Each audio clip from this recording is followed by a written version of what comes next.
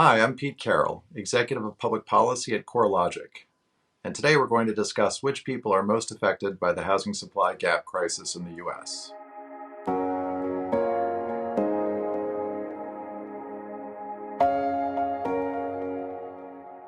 When thinking about the housing supply gap, it's important to understand the sheer scale of this crisis.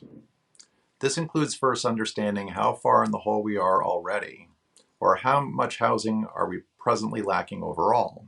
Then, to understand how the scale of the crisis will grow, we need to forecast the annual undersupply of new units in the U.S. going forward. In terms of how much housing we're presently lacking overall, Freddie Mac conducted a study in 2018 that included looking at long-term targets for housing vacancy rates and future household formation. It concluded that the U.S. is lacking roughly 2.5 million units to match long-term housing demand. In terms of forecasting the annual undersupply of new units, Freddie Mac's study also looked at units to accommodate household growth, to replace depreciated existing stock, to meet the demand for second homes, and to provide enough vacant homes to maintain an efficient marketplace. It found that the U.S. had an annual undersupply of roughly 370,000 units.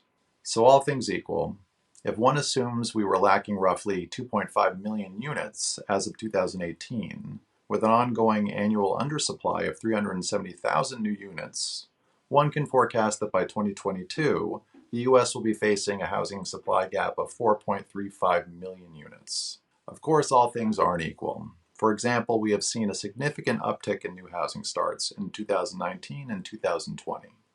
And even Freddie Mac acknowledges that there are inherent uncertainties with respect to the assumptions underpinning their estimates. But even if one were to heavily discount these forecasts, when we consider that the 10-year average is roughly 1.15 million new units, it's hard to envision any scenario where the housing supply gap problem is not of crisis proportions. The notion of crisis proportion becomes even more acute when one considers who is most impacted by the chronic housing supply gap. CoreLogic estimates that by 2022, the most economically disadvantaged, or those who earn less than half of what their neighbors do, will have a housing gap of roughly 2.6 million units. This particular gap is especially critical because the problem is twofold. In addition to there being an undersupply of new units at this income level, total household income is not keeping pace with the cost to operate and maintain these housing units, which, as we will discuss in the next episode, tend to be multifamily rental units. People with low to moderate income are those who earn somewhere between half of what their neighbors earn to a little more than what their neighbors earn.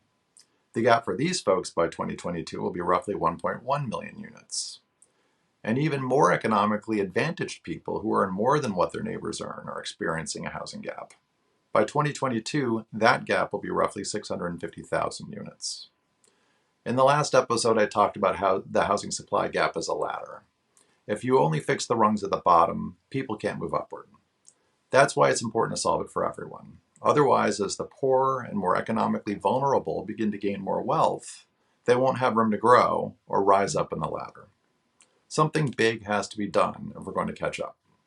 Thank you for tuning in to this episode of the U.S. Housing Supply Crisis and Economic Mobility. For more information about the property ecosystem, visit corelogic.com/insights. Otherwise, make sure to like, leave a comment, and subscribe, and we'll see you in the next episode.